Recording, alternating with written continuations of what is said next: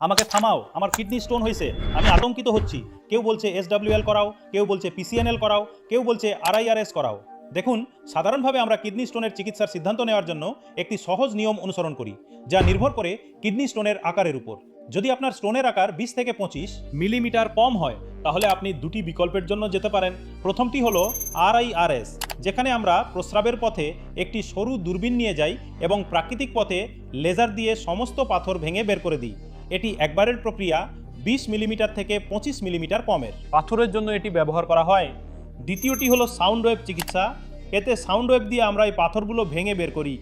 যদি আপনার পাথর খুব বড় হয়ে যায়, 30 মিলিমিটার বা 35 মিলিমিটার আকারের হয়ে যায়, তাহলে আপনি PCNL, যেখানে আমরা কোমর থেকে কাটা লাগাই, সেই প্রক্রিয়ার দিকে যেতে পারেন, কারণ বড় স্টোন সাধারণত লিথোট্রিপসি বা RIRS দিয়ে বের করা কঠিন হয়। কিন্তু PCNL বড় স্টোনের জন্য করা হয়